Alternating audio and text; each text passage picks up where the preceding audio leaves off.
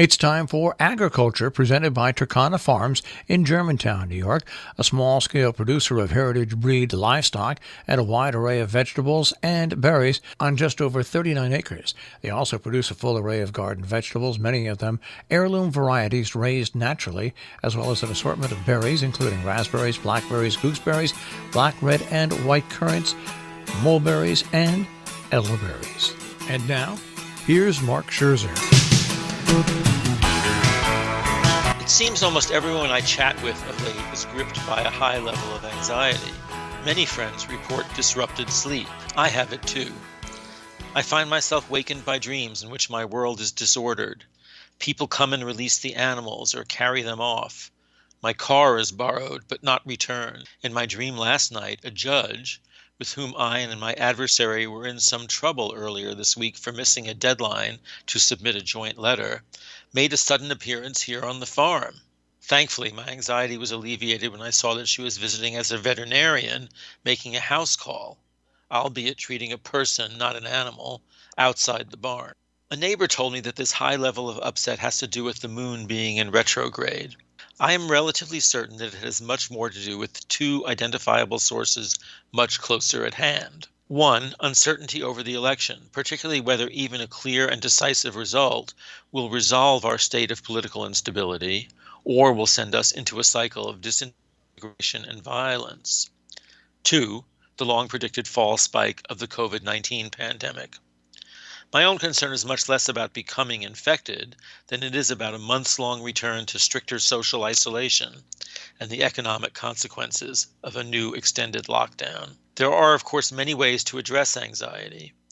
One friend has begun taking medication with not entirely satisfactory results. I, on the other hand, have turned to the garden. I have long recognized the Zen-like peace which gardening provides. I didn't require Rebecca Mead's August article in the New Yorker on the therapeutic power of gardening to tell me that gardening, by connecting us with a cosmic order, soothes the soul. The standard fall cleanup tasks, taking up stakes, bringing in hoses, gives the illusion of restoring order. Harvesting the fall vegetables alleviates fears of want by provisioning to get through the hard winter. I've been experimenting with pickling thinly sliced black radishes and julienned daikon radishes to have as condiments through the winter. And turnip leaf kimchi, which I last made 10 years ago, is also on my agenda. Perhaps most centering, though, is fall planting. This year I've returned to planting garlic, which I skipped last year.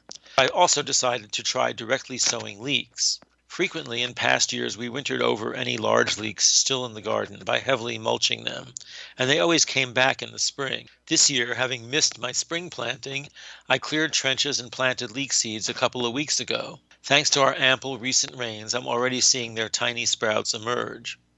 I will, before the first really hard frost, mulch these in, and fully expect they'll give me a head start on the spring garden. What I've read suggests that this will work, and doing this reinforces the feeling that there's a future with something to look forward to. Which brings me to what we always look forward to this year, but may lose, and that's the holidays. Dr. Fauci this week suggested that we write off Thanksgiving. It will come as a big disappointment to many who were counting on having the feast in some form or other. And I know this because I've received at least 4 emails in the last week hoping to put orders in for our heritage breed turkeys, to which I've had to respond, unfortunately, no turkeys this year. It's not because Dr. Fauci told me not to raise them. It's because other setbacks intervened to erase our signature product. You may recall that in September 2018, my partner Peter died, and it was only through the efforts of our helper Peter Siegenthaler that we were able to bring the turkeys through that season. But that was our last bunch. The following year, my nephew Troy and his partner, now wife Victoria, valiantly undertook to continue all the farm's lines of production. But in June 2019, the barn burned with all the young turkeys inside. The fire, in fact, was probably caused by a malfunction in one of the turkeys' heat lamps. It was too late for us to start again, and pretty impossible to do so without a barn to brood them in. By the end of the 2019 growing season, Troy and Victoria had decided this farm was not their future. They had other commitments that would prevent them devoting the time necessary to raise turkeys, so we did not start them. Since March, of course, I've been here full-time on the farm, but by the time I realized it was going to be such an extended stay, it was too late to order the birds from the hatchery. In past years, I might have been able to put in a last-minute order and get birds at the end of April, my preferred start time, but the pandemic instantly inundated all the hatcheries with orders from people wanting to raise their own backyard food sources, meaning a months-long wait for poults. The heritage breed birds need 7 months to get to size, and I wasn't interested in raising the fat, flightless butterballs that could be raised in half the time. For next year, however, there's a pretty good likelihood that the farm will be back in the turkey business. I'm in the process of leasing the back pastures to another farmer to graze cattle, but will keep sufficient space up front for a rump herd of sheep and to raise turkeys and chickens.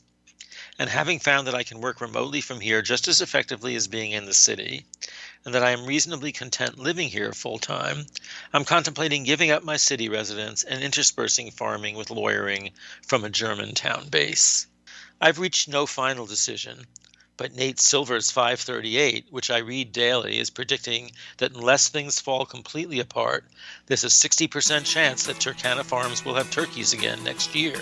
If so, I hope it will be part of a widespread return to normalcy from what seems like the worst of bad dreams.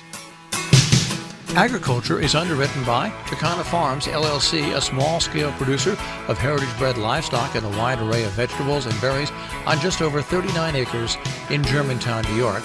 More information, 518-537-3815.